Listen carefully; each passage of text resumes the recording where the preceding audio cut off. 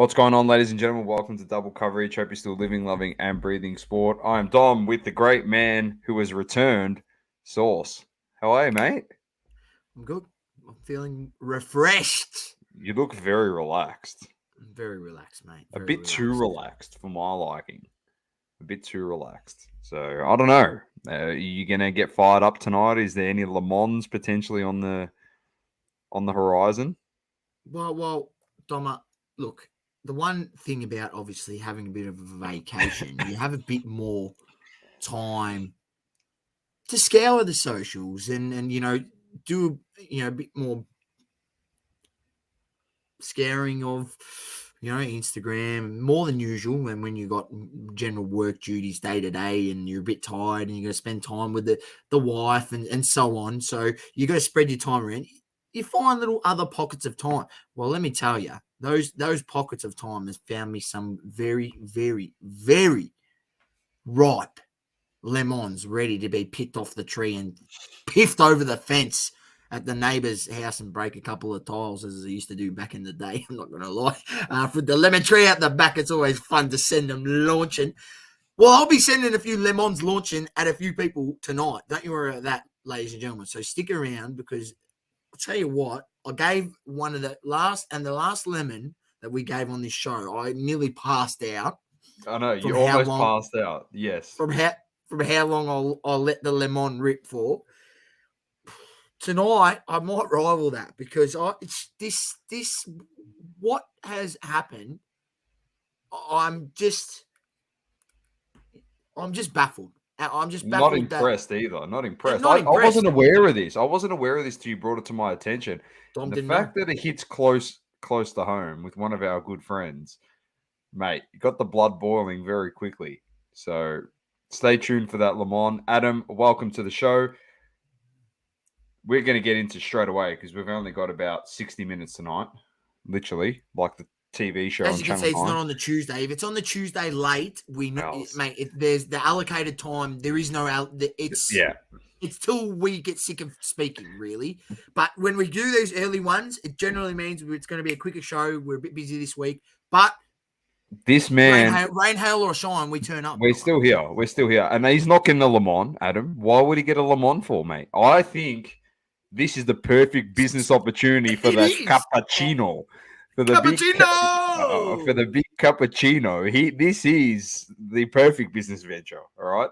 So let me just tell you about everything about Warren Kappa. I've seen him out on a few nights out, and I tell you what, he's a character. If you ever see him, just go up to him and say Kappa. He'll turn. He'll have a chat to you. He's a champion bloke. You might think he's a lemon and everything that you see him on the media, but if you actually go up and speak to him, he will love you. He loves speaking to people. Will take a photo with you. He'll tell you a funny story. Every time I've been with him, made me have a chuckle and laugh. Mate, what more do you want? Like, not everyone can be so serious in this world at all times. You got to have people that are a bit like that, because, mate, there's too much stupid and nasty stuff that goes on in this world. You need people that take the piss and make fun of themselves and make people laugh, and that's what Warren Kappa does. So it is the perfect business venture for Mr. Cappuccino himself. definitely is, Saucy. Definitely is. If you're not aware of what he is venturing into, he's a chain of brothels for the old cappuccino. So for Warren Kappa, starting in Oakley's the first one. So yeah, if you know Kappa, it's perfect for him. If you don't know Kappa and you're thinking this guy is a degenerate, think again, mate, because it's a perfect business opportunity for him. That's all we're saying. It's the big Kappa. All right, let's actually get on into the show now. NBA, we'll start there, Sauce. I'll bring up the standings as we usually do. We like just to go through, have a chat. I think the Lake Show won today, which was always good. Yeah, LeBron played low minutes.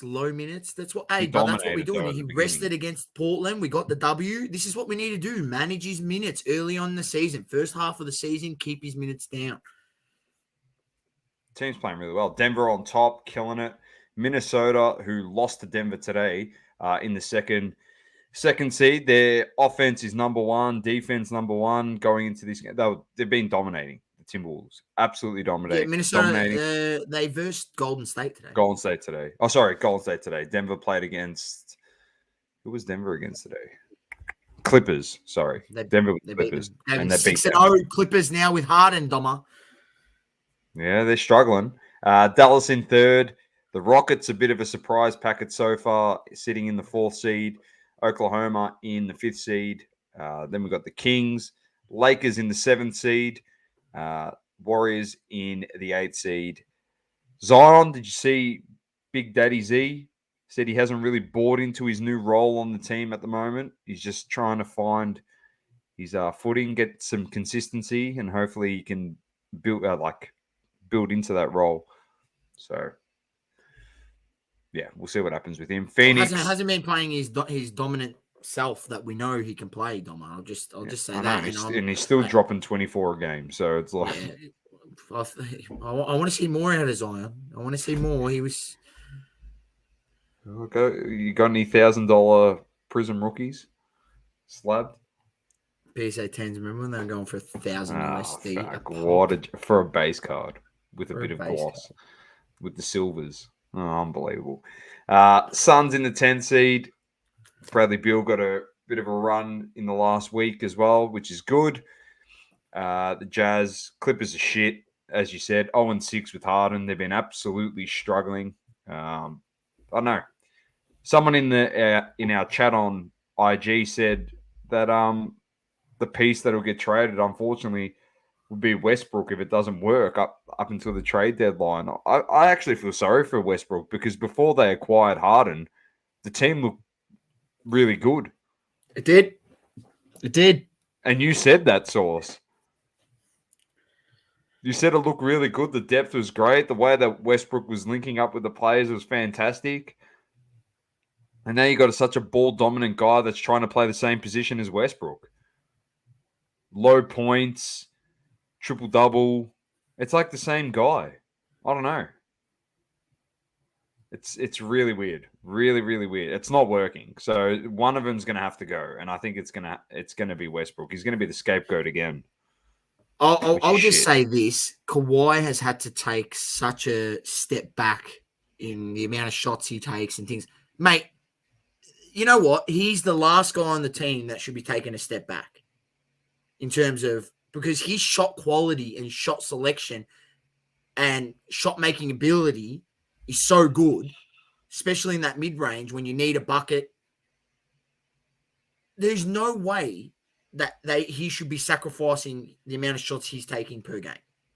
We've seen it today, We've seen it today. Paul George, Paul George went into a bit of a shooting slump, and that's obviously going to help, not help the cause. But he was back today, and they ended up only losing by 3 points in the end. But yeah, it's going to be interesting to see can they make this work. If they play 20 games together, because the trade deadline doesn't shut until just before the All-Star break. Is that how it goes? Just before, I think just before. Yeah, they play another 20 games together.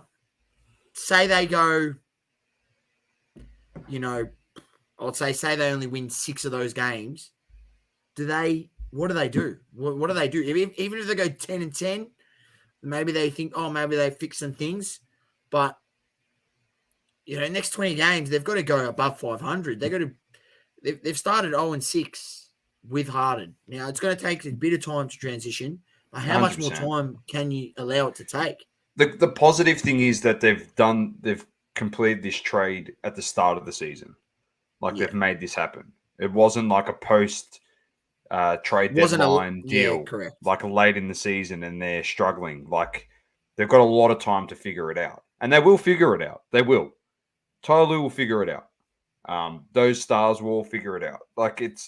There's no concern there. It's not like, mate, as we say every week on this show when we talk about the NBA, they're in the 12th seed. They're only one game behind the play-in. So you're one game off of playoffs. That's the way I look at it, mate. It's not you need to get to the 8th seed and they're 3 games behind the Golden State Warriors already.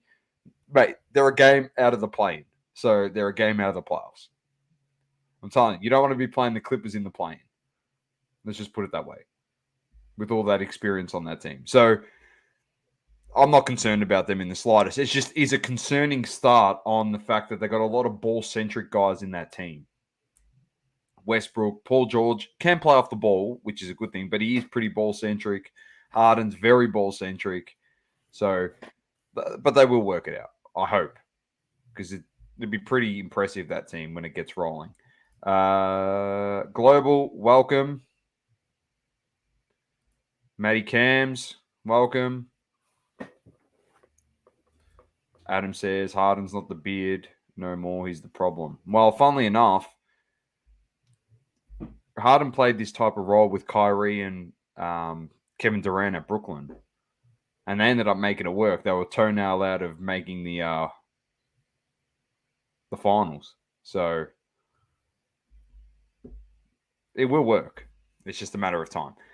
Portland in 13th, Spurs in 14th. They got blown out by Oklahoma today. Absolutely demolished. And the Grizzlies in 15th. Mate, they just need to get through 9 more games, the Grizzlies.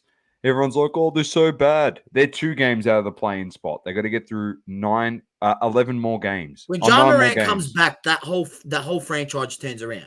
I don't know if people realize that. He's back in 9 games. If Ja Morant comes back and you've got Jaren Jackson playing at the level he's playing at and brings that as well. They got Marcus Smart now defensively. Desmond Bane, who's good. It's just funny. It's like, oh, they're finished. They're nowhere near finished, mate. They won 50 games last season, man. Yeah, you're telling me what? They're not just going to beat up on all the East teams that they're going to play against and then beat up on some of the shit teams in the West that they have to play 4 times. Come on, give me a spell, guys. We're acting like, Ja Morant missing 20 games is like he's been out for 5 years. That's the way people are acting. Unless he pulls another Glock, then we're cooked. Like, if you're a Memphis Grizzlies fan. But that's not going to happen. All right, let's get to the East. Boston and Philly on top, 8-2.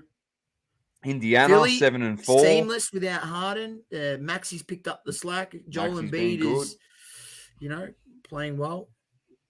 Yeah, he's playing very well. The biggest one that's obviously taken and we've seen that he has this ability is Tobias Harris. He's been playing really, really well for them as that third option. And, I mean, we know he has that in him. I mean, he did that when the Clippers had that great playoff run, when they sort of had the band of misfits, as you would have probably look at it. And, look, I feel like, the 76ers, they could probably keep it rolling. They're in the East there, and they started this well, and they're playing some pretty good basketball. I've watched a few of their games. I would say they could easily be a top 3 in that East. They could easily be a top 3 seed in that East. I agree. 100%. Pacers in 3rd with your boy, Hallie. He's playing great basketball. He had 14 assists or something today, and he had 17 assists last game. He's just... He's so good, bro. Telling you. He's so good. And he's so good. He's people, I think, he's underrated, mate. He's out there in Indiana. Get his stats while I keep going through. The Heat ended up beating, who do we beat today? The guy that you said Halliburton's going to be way better than, which is LaMelo Ball. He got the job done there, Source. And I'll tell you what, I know I shit on the Heat before the season started. We're already into the 4th seed from last. I know, but I think we might have done it again, Source. I think we might have done it again. Have you seen our rookie? Vaquez Jr.? Is this the long-haired guy? Bro, he looks like Sasha Vucevic. I've seen him. Hey, yeah. He's been dropping people with step-backs, 3-pointers. Mate, they came back, Charlotte. They were all over us going into the 4th, and he decides, I'm going to drop. I think he dropped 13 in the 4th quarter today. And he was just hitting threes from everywhere. I was like, where do we find this guy? He's been playing on restricted minutes, 17 minutes. Like, that's his minutes allocation. I'm telling you. Not going to be 17 minutes for much longer. I think they found another guy. Another one. I don't know how they do it. You look at him. Hey, honestly, you look at him. You're like, oh, this guy's going to be no good. And then it looks like play. It looks like white man can't jump out there. And he turns out he's a baller. He's actually a He's baller. absolute baller. He is a baller. Yeah. It looks like Check the him out, Mexican ladies and version. gentlemen. It looks like the Mexican version of bloody I see some of his Austin highlights, man. Reeves. I Like seen Austin it. Reeves, you look at him and you go, "Oh, it looks like he can't play basketball." Same with Vacquez Jr. Oh, it doesn't look like that he can play, and he's balling out, man. He's balling out. So that's good. So Prism's coming out. I'll preview that in our hobby talk. You can all go buy his cards. They might not go for $100, like in the past for a base card. You might get $1 for it this time around when the next boom comes. But be mindful. Vacquez Jr. is a gun. Atlanta in 5th, Bucks in 6th. They've got a few teething issues there in Milwaukee at the moment.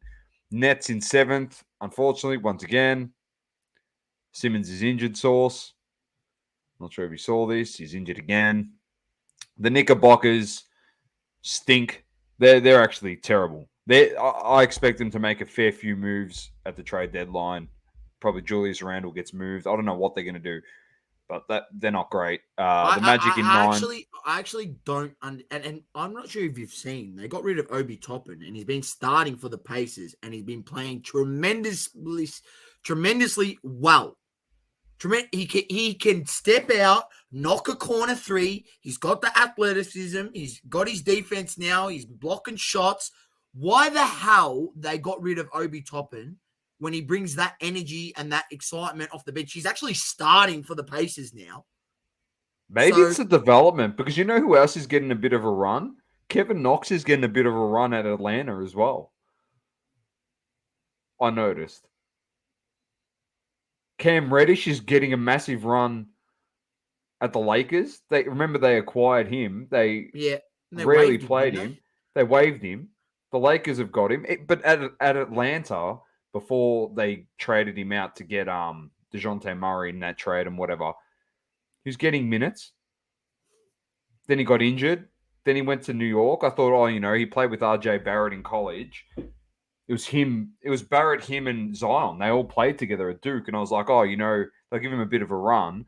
They ended up waiving him. He goes to the Lakers. He's a nice player. He's not elite. He's just a good role player. Does his job. He's a good role player, but he's got undersized length. And he can play defense. He can play defense. He plays pretty good D. And he can shoot a 3. That's pretty much the league. It's 3 and D. But I don't know what the Knicks are doing. I don't. Kevin Knox getting a run. Obi Toppin's getting a run. He's starting. Cam Reddish getting a run. These are pieces that they all had. Got rid of him. I don't know. I'm not saying Brunson isn't a good player. Brunson is a good player, but he's not a superstar. You need superstars in your team. It's not Detroit in 03, where you didn't have like an out-and-out superstar and ended up winning the title. Or 3 or 4, whichever one they won. Can't remember. Chauncey Billups was the superstar. He was a good player. They might have had a star in there. The Knicks haven't got no Giannis on their team, or a Kevin Durant on their team, or Anthony Davis or LeBron on their team. They got Julius Randle, who they thought was better than Chris Bosh at one stage, and we all laughed on this show, and we gave Stephen A. Smith a lemon for it because that was the most idiotic thing that he's ever said, in my opinion, in terms of a comparison. The disrespect to Chris Breezy on that right there was just disgusting. Makes us sick. See Breezy. Raptors in 10th. Then we got Cleveland in 11th. Chicago have said that Zach LaVine is open to be dealt. And should be dealt. Get that man out of there and get Patrick Williams starting in his spot. I don't know how many more times I'm going to say this. The Chicago Bulls, what the hell are you waiting for? Get Zach LaVine out of there. He's so inefficient. And put Patrick Williams in there and give him the reps. He's the future. Zach LaVine is not. Zach LaVine's probably going to go. He's going to probably go to the Lakers, mate. They'll probably get him at the Lakers. Yeah, but he'll be all right for us at the Lakers because we need 3-point shooting. And that's the one thing he's good at. He shoots the 3 at over 40%, right? It's the other stuff he struggles on. He struggles a bit on defense. Gets blown by a bit too easy. He's not very good lockdown defender. That's the stuff he struggles with. So, he might find his role in the Lakers when he's getting kicked. When LeBron, you got LeBron driving to the basket, getting double teamed, and he finds you even if he's behind, you're at the back of his head. He knows where you are at all times. It's going to be easy to catch and shoot, knock down threes. Very true. Well, we'll see where he gets dealt. It's going to happen. And then the last three teams, Charlotte, Washington, and Detroit, not much to talk about there. I thought Detroit showed a bit more promise, but as Saucy said to me last week, Dom, don't get too high on them. They're going to stink, and they do stink. Adam says, I don't even know. I don't think that the Knicks even know what the Knicks are doing. Probably right on that. And he said Toppin and Halliburton are a good combo. Definitely. All right, let's move on, Sauce. Unless you got anything else there on the NBA front, we're going to get straight in to the round ball, the football. Just some scores this week. I'm not going to be reviewing anything because it's international break. But Postecoglou woes go from bad to worse. Lost 4-1 to Chelsea last week. They lost 2-1 to Wolves this week. Not great for them. Fumbled the bag, mate. 2 goals in injury time. Yep. Terrible. Man United defeat Luton in an unconvincing win. Goal scorer for Man United. Guess what, ladies and gents? Wasn't an attacker. Was Victor Lindelof. So, which is good to see. Killing it. Everton beat Crystal Palace 3-2. Arsenal defeat Burnley 3-1. Red card in that game as well for the Gunners. Bournemouth 2-0 over Newcastle. West Ham 3-2 over Nottingham. Liverpool beat Brentford 3-0. Brighton 1-1 with Sheffield. Villa defeat Fulham 3-1. And Chelsea and Man City play out a draw. 4-4 draw. What was a ripping game. Ripping game. Well, thank you very much, Chelsea, for stealing some points off City. Get to the standings. I'm lagging like crazy. I'm not sure if you've seen in that game. Obviously, Cole Palmer used to play for Man City, and then after one point when I think they just conceded one of the goals, they were having a bit of a team huddle, and Cole Palmer just walks into the huddle and says, "What's going on, boys?" Like trying to, and one of his ex-teammates just grabs him and pushes him away. He was just stirring the pot a bit. It was pretty funny. I like to see that. You got to love it. The standings as they are, City on top. I'm just going to go through probably the top 10 teams. So City first on 28 points. Liverpool flying under the radar a bit this season, Sauce. They're second on 27 points. Then the Gunners equal with them. Tottenham 26 points. Villa in fifth on 25. Man United, for as bad as they've been, are in sixth spot on 21 points. Newcastle on 20 points in 7th, Brighton 8th, 9th, West Ham, and 10th is Chelsea. So I said to you, Chelsea, they're going to start getting players back. I said that last week on the show, and they're starting to play some decent football, and they drew 4-4 with City, so good on them. Let's go over the Champions League, which was played out last week. Arsenal defeated Sevilla 2-0. Bayern defeat Galatasaray 2-1.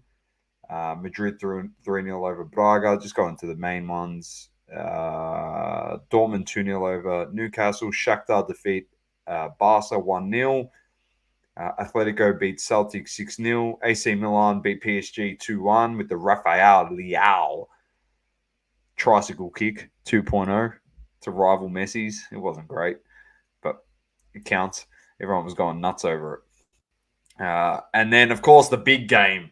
The big game source was FC Copenhagen versus Manchester United, and we got beaten in Copenhagen 4-3. It was great. Well, 2-0 up,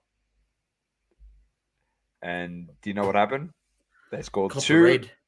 Yeah, Rashford. Red to Rashford. Yep, and then they kicked two in. What's your opinion on that? I think that's a red card. Like, I understand he's trying to protect the ball. No, 100% it's a red card. But when you said it last week when it came to when you were talking about VAR, yeah, when you slow shit down, yeah, it looks way worse. It looks like he tried to murder him, like break his ankle in half. That's what it looks like.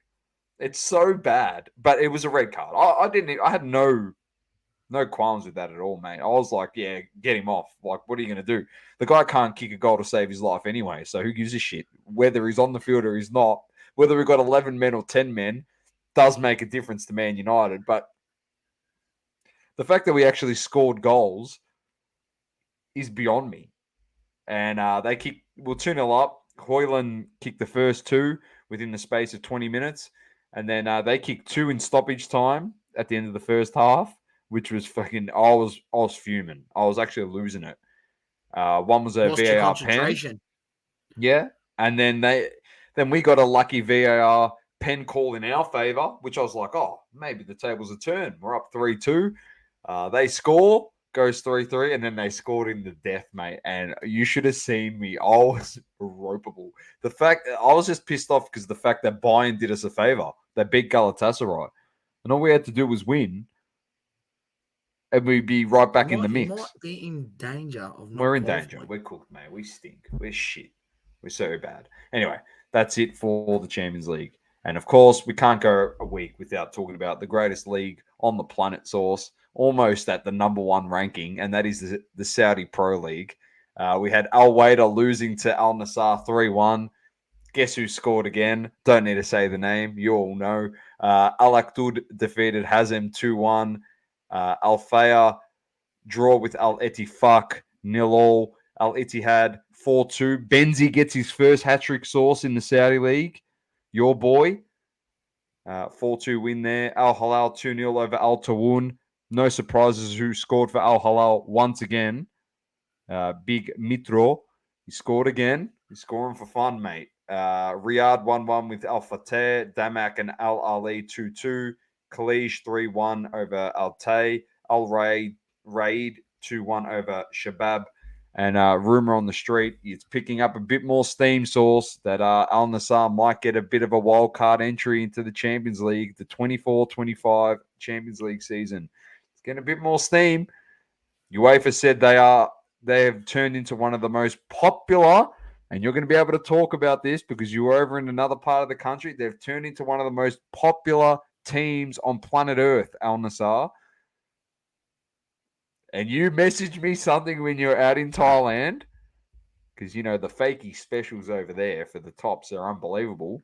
And what did you tell me? Walk through the markets there, and you got all the fakey jerseys. You know, you got the NBA, and you know, they had a few football jerseys there. You've got the Haalands. You've got all the big names there. Saka. You got all the big names, Grealish, Maguire. You got Rashford, Harry Maguire. You got the Manchester United. You got the Harry Kane over at Bayern Munich. You know, you got all the big names there. And then you have just two players from the Saudi Pro League, one being Neymar Jr., and then the other one being Ronaldo Al Nassr right there. Did you see any locals rocking the Al Nassr tops over there? No, I didn't, but I did see a couple of kids walking around in Al Nassr Ronaldo tops that they probably bought there. So yeah, quite a few, not just more than a handful, easy over the few days that I was there. Adam said that a Saudi League team should be called Al Cool J.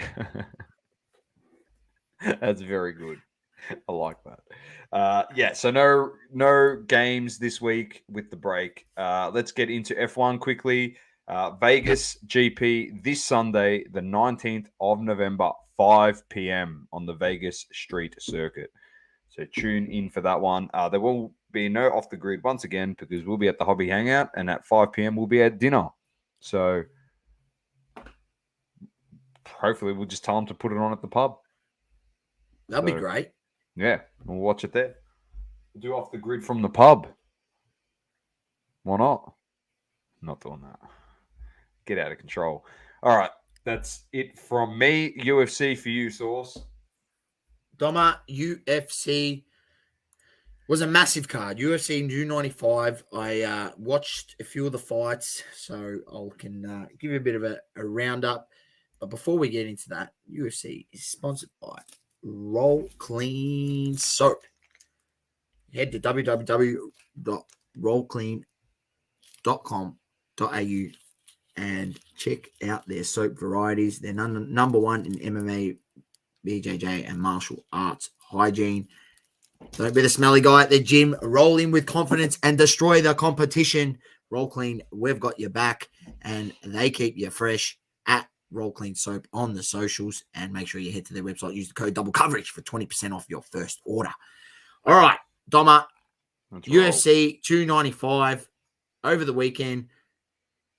Main card, we'll run it through. Diego Lopez in the featherweight division gets a TKO in the first round over Pat Sabatini. In the lightweight division, you had Benoit Saint Denis defeating Matt Frivola with a TKO in the first round.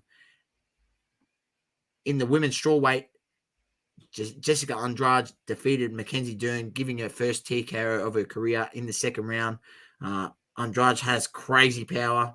Look for her to make a strong title push.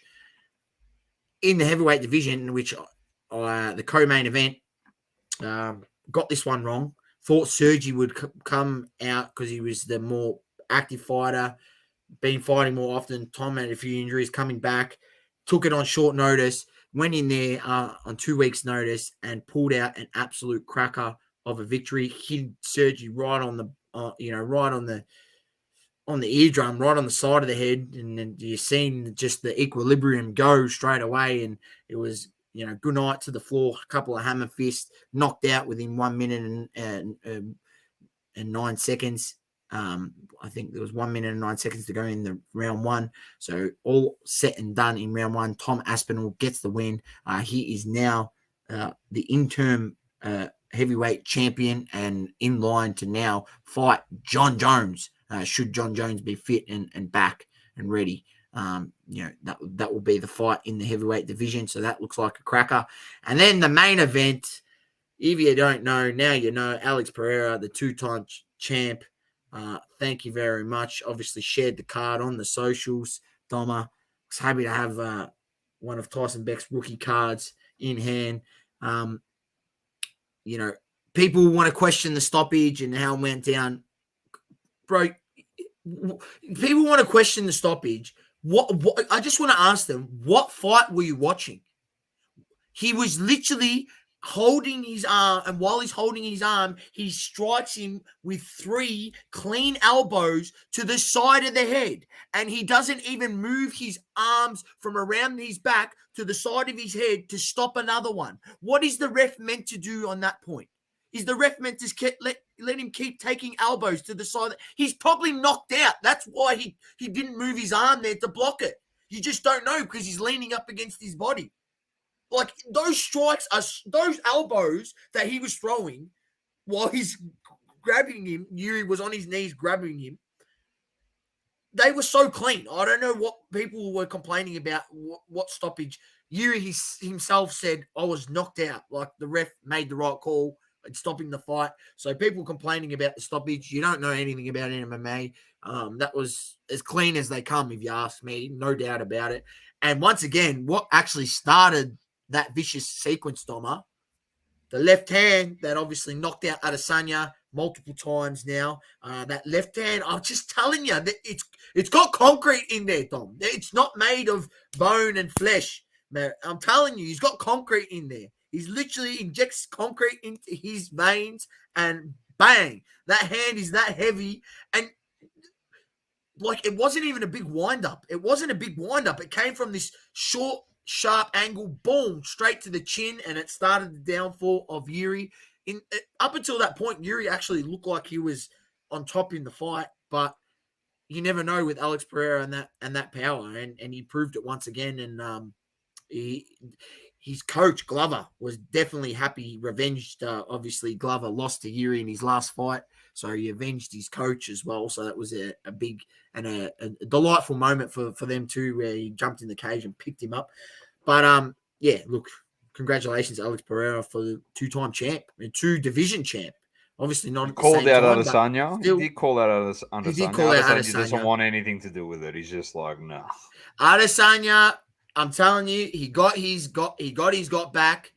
He's now always going to be. It's like, you know what it's like? It's like when you used to play FIFA back in the day and you could go back and forth, I used to always have this saying, you're only as good as your last game. So if you finished on top and you beat them last, you say, hey, you're only as good as your last game and I beat you. So Adesanya is never fighting him again because he's never going up. So unless he wants to come down and they make that fight again in that weight division, then maybe it happens because Dana would love to see that happen again. It's a big draw card, but he ain't going up. He ain't going up into that division. So if Pereira's going to stay there, then that's the way it's going to be. And I'm telling you, Adesanya doesn't want that again. I feel like he just wants to. He got his back, and he wants to leave it at that. He wants to go knock out Strickland. Pretty much what he wants to do. To be honest. Yeah, he wants to get his back on Strickland. But Strickland's fighting who? I said it on the show to you a few weeks ago. I forget who I said it was. Oh, yeah, he's got a fight booked. I just can't remember. It's a good fight too. A very good fight. Yeah, it does look like a good fight. So, yeah, very nice. Card this week. Yeah, hang on, wait. Sorry. Let's go. Is there a card this week? UFC Fight Night, November the 19th. Yes, there is. It kicks off from 9 a.m. It is also, in Las Vegas. Bit going on there. It's headlined by Brendan Allen and Paul Craig in the middleweight division. That looks like that's actually a cracking fight. And then the co-main event is Michael Morales against Aussie Jake Matthews. So make sure you tune in and support Jake Matthews. And if you don't know who Jake Matthews is, well, go look up Jake's Breaks because he actually does Jake's Matthews on IG. And he's been into Cherry's store and breaking boxes in there. So he's involved in the hobby. So make sure you support him, ladies and gentlemen. If you do, actually, I'm pretty sure if you go into his breaks and he hits cards and they're yours and it's his cards as a rookie, he signs them and then sends them to you. So which is really nice. Cool as well. So, yeah. That's awesome. Very nice. Beauty. Check it out this weekend, 9 a.m. The card kicks off, and it will be a freebie on, ESPN. Yeah. That's awesome. Very nice. Let's jump into Hobby Talk, of course, brought to you by Mint Collectables. Find all your hobby needs and boxes at Mint Collectables. 20% off at the checkout. Code double coverage. Check them out at www.mintcollectibles.com.au or on IG at mintcollectibles_ or Facebook at Mint Collectables. Very nice. As we keep mentioning, they've got some very nice singles down there. And just get a cheeky 20% off. Why wouldn't you? All right, Sauce. First and foremost, the biggest news in the hobby, the biggest product in the hobby. Here it is. There's an overview. Let's see if I can zoom in just a little bit more. One of the most important base sets of the year. When it's all said and done, there won't be a shortage of cards out there, but there'll still be the rookie cards that command the most attention. What's it say up here? Are you ready for the NBA Wemby Rainbow? Whoa. Any Wemby autos in there? Hell no. Here's the NBA champ signature. NBA champion signatures. Insert checklist includes Fearless Fireworks, Luck of the Lottery, and Widescreen. These are all just mock-ups at the moment. 12 cards per pack, 12 packs per box. Boxes per case is a TBA. Release date, TBA. Yeah, the rundown is just that the race is on Sunday, 5 p.m. global. So in Vegas, it's going to be a sick race. Chuck it on the pub when we're there. What to expect in a hobby box: 2 autos, 10 inserts, and 22 prism parallels. So no dates yet. It says here, subject to change, TBA. So we'll wait and see what happens there, Sauce. Next big thing is this bad boy. Hobby Hangout this weekend. Sauce. Melbourne Pavilion.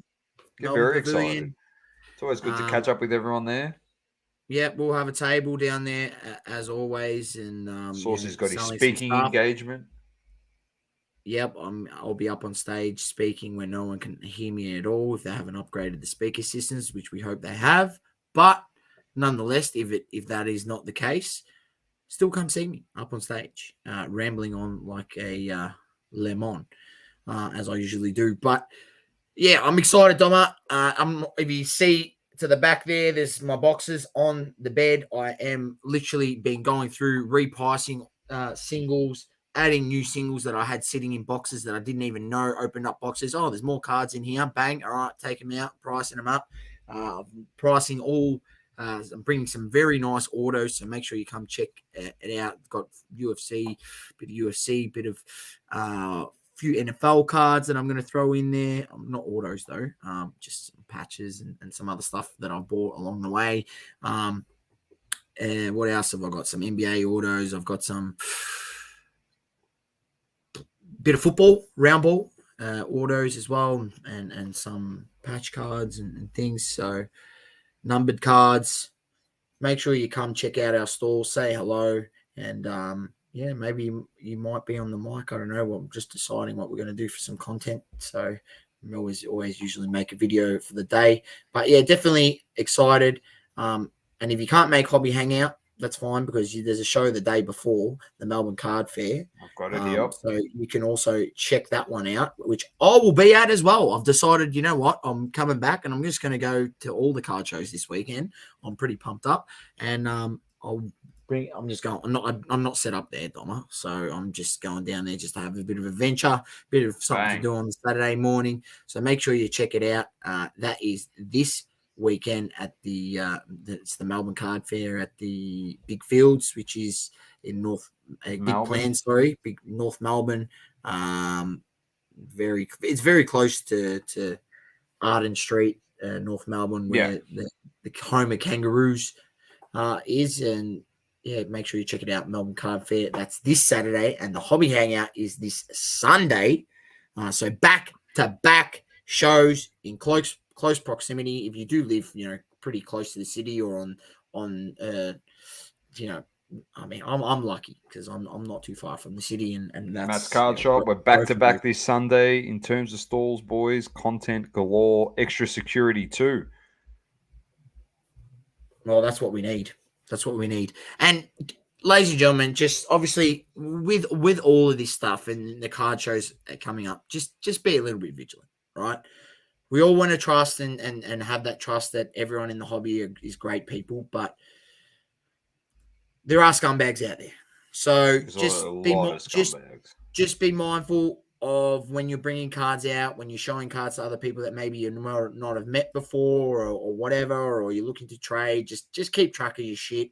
If you're going to bring a case, my suggestion is, or you're going to bring any cards like me. I've got my Palms Off Gaming leather case that fits a bunch in there. I've got 2 of these that I'm going to bring full on the Saturday, plus my little Tool Pro case that I've got here. I'm also looking at maybe can get the hookup from Matt's card case if you haven't seen those. That looks pretty cool, so I might have to check one out and decide whether I'm going to bite the bullet on one of those, Matty, to upgrade from the Tool Pro that I picked up off super cheap auto when it was a Black Friday deal for like $10. But I think it's time enough to upgrade to a proper case.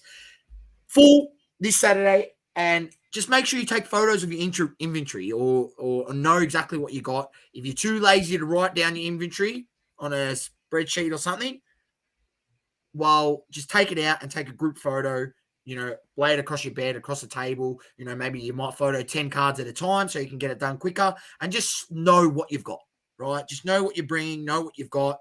And then, when you sell something, get rid of it. Just take a photo and know what you're getting rid of and things like that. So you're not losing any stuff and no one's stealing shit on you. And if someone does happen to, do that bad thing of take an item that wasn't theirs, you can sort of know and maybe, something can be done about it. Because, those people should not go uncaught. It's never good to take something that is not yours. That's, a dog act, especially in any realms of society. So, just be vigilant. Very nice. Adam says, are you doing back-to-back and going to the Cherry Trade Night? Saucy's doing back-to-back. I'm just doing Sunday. I'm not doing trade night at Cherry. When is trade night? Saturday night. It's 5:30 till 8. If anyone from Cherry listens to this, can I just ask you a question? Why did you wait all the way? Like, is it because you're waiting for everyone to come into the state that might be interstate, whatever, and then you do a trade night? I just like, there's so much hobby stuff on this weekend. This is not the weekend we really need a trade night. I'll be honest with you. It's a fair call. Personally, like, I'm not really keen to go during the day to the Melbourne Card Fair and then go to Cherry at 5 to 8 at night on a Saturday night for a trade night. That's a fair comment. Like, this isn't the Australian National where, say, it's a 2-day event and you're going there to the Australian National for all cards and you want to just be enthralled with cards the whole weekend. It's just, unfortunate that there is 2 shows, and I actually don't agree with there being 2 shows. I feel like that's even too much to have the 2 shows, Saturday, Sunday. But it's happened. I'm just going to embrace it. But I just feel like we don't need it. We don't need a trade night. We actually don't. You can do the trading at the hobby. So what you're saying is their trade nights should be. What you're saying is their trade nights should be more regularly throughout the year and not on the same weekend as the big shows. Yeah, I would personally, I would prefer to have trade nights throughout the year and other times where we're lacking shows or we're lacking that want for hobby hangout where it only comes here twice a year, right? That is the biggest and baddest and best show in the country. So, look, it's obviously an opportunity, and they're seeing that as an opportunity in their eyes because there is probably a higher volume of people here that have come for the show. So I understand that, but can we get some more regular trade nights that are not on the same weekend as hobby hangout? Fair enough. Cherry, any chance? Grayson, we love you, Grayson, but regardless, no, I'll give him that feedback. Are you kidding me? Honest feedback. He's good with that. He's good with the feedback. You'll take it on board. Matt said he's got your back with his card case. Brett said you should have an area in your case where someone can engrave details. Don't worry, Matt. I'm about to bring it up. So, Global said, I'm going to leave some shit with you, lads. No worries. Matt said he's good suggestion. I've already thought about an AirTag compartment for the next batch. I would suggest just having one there just in case, which is good. And don't worry, Matty. I'll bring this up for you so we can show everyone what you're talking about. I'll be honest with you. I actually missed this in the feed. So this is actually good that I'm actually seeing this for the first time as well. I don't know how I missed this in the feed. Honestly, our Instagram algorithm shits me up the wall. It shits me up the wall. It's either that or Matt's got me shadow banned. Got me blocked. Nah, just kidding. You wouldn't do that. Here's Matt's card case. The ultimate card accessory. Ladies and gentlemen, move across. Have a look at the space in this. Nice and padded. That's the open layout, and then there's the open layout, and then there's the 3 there. Got the code on there on the briefcase as well. Ladies and gents, if you're buying one of these, here's the tip: don't make it 0000000 as your code, or 696969 because you can have that 3 times. Like, let's just. But this is great, Matt. This is honestly fantastic. I wish you all the best as well in this venture, at least in the cases. We haven't seen this across the board. We've seen display cases. We've seen display cases. There was one bunch of I seen someone doing it, cases, but they weren't. I mean, these are metal outside. Bit different style. Their one was more of like a canvas outside, and it had like a zip that went around, and you lock the zip or something like that. But yeah, these look like real proper briefcase style, which is cool. What's the cost, Matt? Are you able to drop the cost here as well? We can give a bit of a plug as well, just so people, if they listen to this, they're prepared on Sunday to bring the funds. Yeah, if you're selling them there, which I'm guessing you're selling them there. Yeah. So there you go. I'll wait. If that comes up, I'll mention it. Very nice. Next big news. What's the next big news? This is probably one of the biggest news going around at the moment. The great man over here is on the Hang on, advertising. before you go on to that, Maddie's got put the price there. Just Oh. quickly read that. 1 row $75, 3 rows $125 will be a hobby hangout only special and go up after the show to cover postage. Brett says, will they be stocked at Bunnings, mate? Don't worry. Don't worry. I reckon they will. The other one, just quickly, was Adam asked, did HGA get sold again? And yes, they did get sold again. Dan did a video on that. All I'm going to say on behalf of Double Coverage, because we're doing a bulk sub for them at one stage, they were very quick to promise things and under-deliver massively. That was the one thing that Sauce and I noticed. The fact that Sauce and I were giving them all these suggestions and they were turning around and going, oh, that's a great idea. Oh, that's a great idea. To us, that's a massive red flag because these things should have been on your planning going forward. They're like, oh, that's a great idea because we complained a fair bit about the portal, the way it was done. We're like, can you put this? And then they did add some stuff in there for us, and we're like, we spoke with each other and we're like, as if we're the ones that are recommending this stuff for them. Like, yeah. We were giving, as Dom said, we were giving them suggestions to make their business processes better, and they actually took those suggestions on and implemented them within their website, within their processes, to other bulk subbers and other things like that. And we just couldn't believe that, they opened up to bulk subbers and this wasn't things that they'd thought about before they'd started to go down this road to take in more cards. Then they made all these empty promises. I'm not going to lie to you, Mr. Tyler himself was a very, very good salesman, and he pulled the wool over a lot of people's eyes, me included.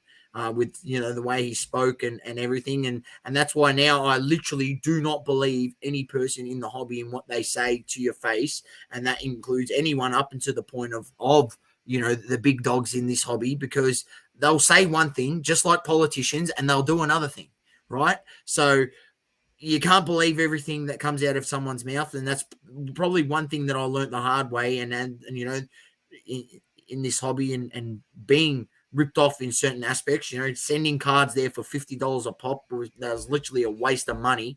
And sorry for anyone else that went down that road. Don't think that I didn't lose money out of that too. 100% I did, because I was lucky enough.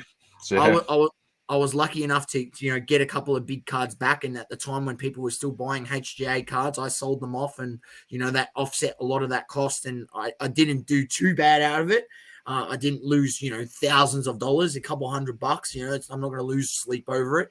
But yeah, it was not good from them. And my suggestion is HGA, don't send your cards there unless you want the custom label or you just like their label for any specific reason to your specific card that you're sending.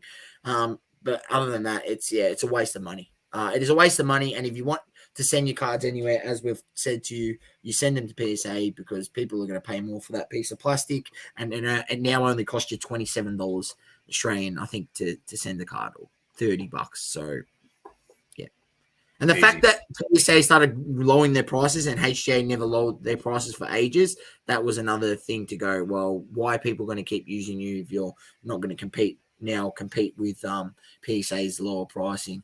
And it took them ages just to make moves. They were just very slow moving company, and just not much thought went behind it. And look, people called it a money grab from the beginning, and it seems as though that way that's what it is, and especially that he sold it off, and now those people who he sold it to have realized, shit, we got sold a BS business, because that's why, if you think about it, why they opened the doors to the group subs, why they opened the doors to everyone, allow them to send all their cards at once, because They want to prop up the company, make it look like they've got more business than they actually did, and then Tyler sold the company. There you go. Let's get onto a positive note because those guys are lemons, and then we'll get into a bit of a negative note, but with a positive end, with a lemon to give out. But the positive is Crown presents an evening with Tom Brady. That's great. That's really good, if you ask me. But the best part about this is not the good-looking man here. It's the good-looking man that is involved with this, and of course, it's Tyson Beck. A few people have actually were messaging. There's probably a couple in this chat, and they're like, "Oh, do you know Tyson's involvement?" Because as you know, Source and I have mentioned, like he tells us a fair bit of stuff, and we never divulge absolutely anything that he tells us. But he's even keeping this one under wraps. He goes, He told us nothing. He gave us. He just sent me donut emojis, mate. He just sent me donut emojis. Said, mate, that's all I can give you, donuts. So, but it's very exciting for him, obviously, to be on the promo with this. It's going to be a great night. So, Crown. Dying to know, cost Matty. I did see someone actually sent me. Matty Cam sent me something about it costs, and I think there was 3 levels of tickets. It was like a $99 ticket, a $199 ticket, and like a $3,000 ticket. The $3,000 ticket got you the signed piece of memorabilia, and then the $199 ticket I think got you like a poster, exclusive Tom Brady like poster thing, and the $99 ticket I believe just got you a seat in the Palladium to the event. The one thing about this one, I'm going to say outside of I was a bit like, oh, you know, it's another night with, or it's an evening with, and it's this and that. I saw Crown on here, and I was a bit more, I don't know, confident going into this one if I wanted to get a ticket, for example. Last time I was at the Palladium, and it was when they did an evening with Kobe Bryant. Yep. And that was run really, really well. It was fantastic. So hopefully this has the same effect, to be honest, but we'll see what happens. It will be good. We'll see. I'll try and go. I'll probably just get a cheap ticket, to be honest. If I can get one of those $100 ones and just sit out the back there. Hopefully Sauce is keen. We can go in together, sit out the back, and just listen to the great man speak. I've mentioned his podcast, the podcast episode he did with Patrick Bet-David, and how well he speaks, and just how in depth he goes with his career, and the motivation that he had, and the motivation he gives to others that are listening to him. So it would be a fantastic opportunity if people get the chance to buy a ticket and get there. Adam said, I saw Crown and thought that the Owl Group changed their name again. Yeah, they go by 24 caliber, I believe. Yeah. So, ladies and gentlemen, just look out. And we only tell you this for your own good, yeah? Don't go giving those lemons money. If you see them, do your research. Who knows? They might try to change their name again. We'll find out. I'm telling you, because I'm telling you, the Collectors Club in Tyson Beck's Discord, there are some people in there that just hate their guts, you know, for what happened to them with Shaquille O'Neal in that situation. And they're not going to let it slide. They knew straight away. That's how I found out that they were now called 24 caliber. They knew straight away. And I'm sure someone, if they change the name again, will find out straight away again. So we'll let you know if anything changes, but don't buy into any events that are sponsored or, you know, brought to you by 24 caliber. Global quickly said, do you think the new deal between Fanatics and LeBron will devalue older autos? I don't think so. No, I don't. They're going down anyway because they were propped up to wash money. They are going down, yes. Yeah. So I'm just saying. I'm just pointing out the director obvious. of assets, mate. The director of assets. He was loving life. I'll tell you, and he still is loving life. All right, let's get into the last thing and the most staggering thing. And this is a good lead-in because it does involve Tyson. All right. And when I found this out, I was actually quite annoyed. And Source explained this to me via a voice message, and I was like, what the fuck is going on? This is ridiculous. He sent me this picture first, ladies and gentlemen. He sent me this. And I was like, this is awesome. How good's this? Look at these are all Mike Tyson autos. There you go. They're authentic. There you go. It's 800 US this one. BGS authentic. Tyson times Tyson Superfractor Mike Tyson.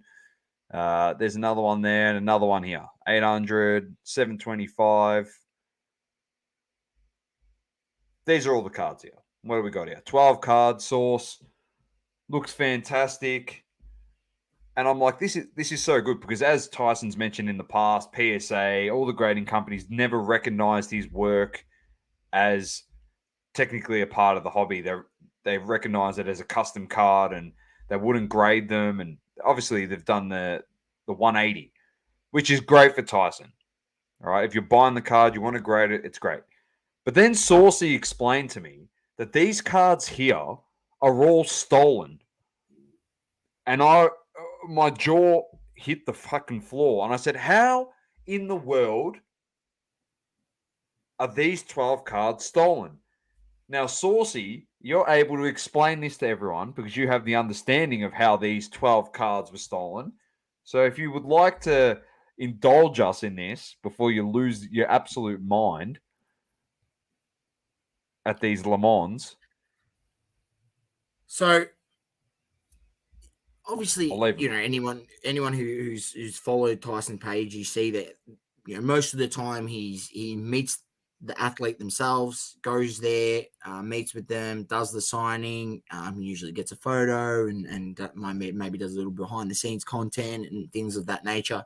On this occasion, for this drop, he was unable to go out and meet Mike Tyson and get the card signed himself. So he decided to trust another, what is meant to be one of the most trusted, autograph, agencies out there in Fitterman Sports, who work with Ric Flair, they've worked with The Undertaker, they've worked with numerous sports stars, have signed through Fitterman Sports, as well. He's trusted Fitterman Sports. He's sent the cards over. He's trusted them to get them signed. And that is the quality of Tyson's work. Like with every other company out there, they get multiples signed of multiple cards. So the one of one, he actually had an extra one signed. Had an extra one out there to get signed so that they could send them all back, and he could choose the best one that was the best auto, that was the best quality in terms of not ding corners or hadn't been slid across the table. He did it for the numbered to 10 and so on. He had multiples extras. It's a 1-on-1 here as well. So what's happened is a representative from Fitterman Sports has stolen some of the extra cards, pocketed them, and Mike Tyson always does signing with Fitterman. So at a later date, right, somewhere later down the track in a different signing, not at the same time, they've put these cards in front of Mike Tyson. They've got him to sign them. They've then left them under wraps, graded them and authenticated them a year later with Beckett, and then put them up on their own eBay page to sell and make profit. So they've stolen someone else's work. So just to explain to people, so Source, all these cards were base cards. No, some of them were one of ones. There's one of them is a one of one. I think that's the one of one there, Dom. That purple one. This is a 1-on-1 too. That's a 1-on-1, right? Something. They're all meant to be numbered. So if you go look at the real ones on the back of the card, it's got hand numbered. If it's not hand numbered on the back, it has been stolen. Don't buy the card. These have been removed now. Yeah. These have been removed now, from what I understand. But I was actually flabbergasted as to what I was being told. I cannot believe the audacity by the team there at Fitterman Sports, which is, very disappointing because someone like P. Ryan talks so highly of Fitterman Sports, Dom. They talk so highly of Fitterman Sports. And I can't believe they've gone and done this. Why would you want to ruin your reputation in the industry and go and do this? And all they've had to say is it's a bit of a sorry we got caught and they've taken them down. But mate, you've stolen someone else's work. You've not returned the items what you were supposed to return back to them, right? And then you've kept them under wraps for 12 months and then tried to flog them off. That is an absolute dog of an act, first of all, right? You should be sued because you're stealing and copywriting people's works and trying to pass it off as, well, not pass it off as your own, but you're stealing Pass it off as his. Well, really, pass it off as his because BGS then authenticated it as the Tyson Bet card. Correct. And BGS itself, like, it just goes to show what bullshit the grading is, because their job is to actually, they should know that there's only one of one and it's hand numbered. And if there's no hand numbering, they should report that to Tyson Beck and work in conjunction with the designer and say, hey, we've come across these cards. Isn't this supposed to be a one of one? Isn't it supposed to have a hand numbering on the back? Shows how much time and research they put in. Yeah, it goes to show their time and research department is a piece of shit, just like their grading company, right? Or every grading company, I should say.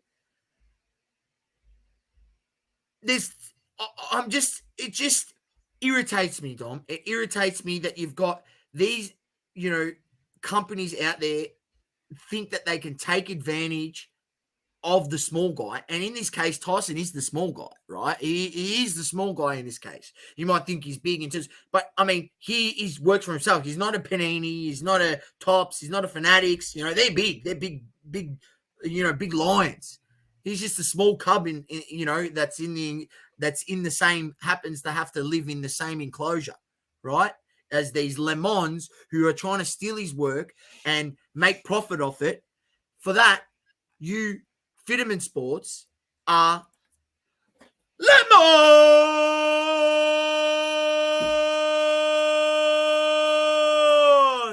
absolute lemons, pieces of shit. I actually frustrates me so much that this shit happens in the hobby, and just goes to show that even though these companies, they preach what they preach in terms of the service they provide you, just goes to show you that at a blink of an eye, if you shut it, they will straight away swoop a couple things and try to pocket and make as much money as they can and rip you off. So fucking grifters. Absolute scumbags. That's just a disgrace. Just a disgrace. They were actually a company that you looked at potentially sending some cards to do some signings, like private signings. And because when you showed me Fitterman Sports, I was like, why does that sound so familiar? And you go, oh, that was one of those companies I was going to do a private signing. Source was thinking maybe I'd buy like a base Ric Flair card, or sometimes they had, who was the other guy that was going there? Ric Flair.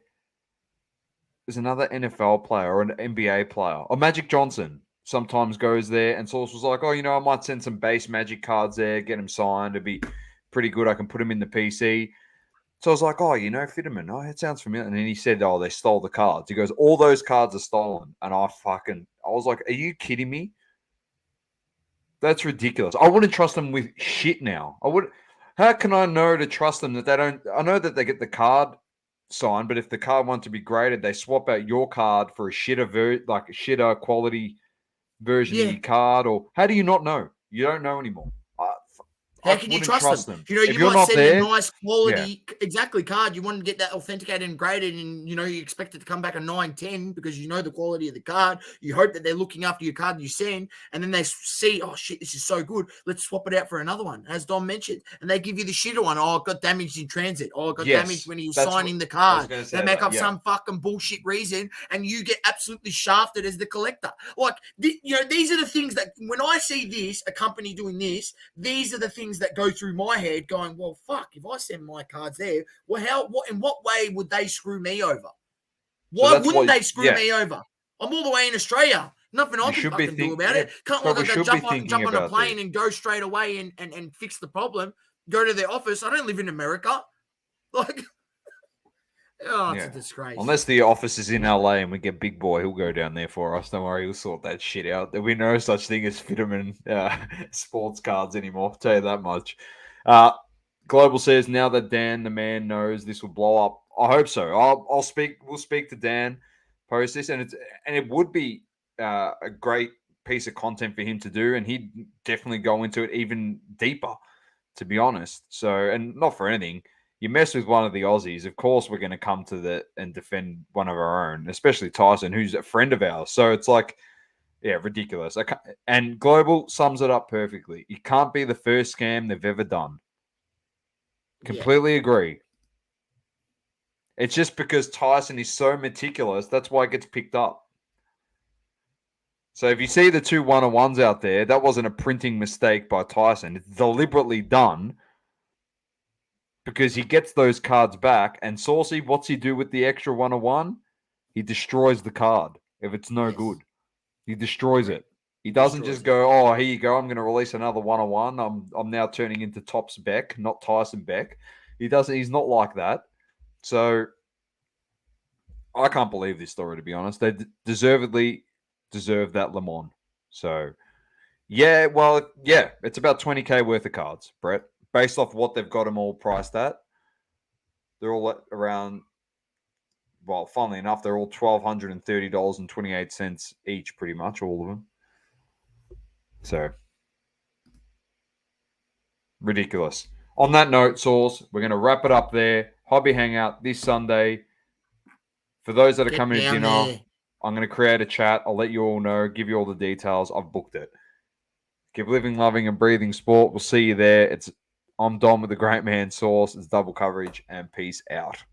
Catch you at the Hobby Hangout. Peace. Thank you for tuning in. Please don't forget to leave a review on the Apple Podcasting app. Also, follow us on socials, Instagram, Facebook, Twitter, and TikTok. Talking all sports, double coverage.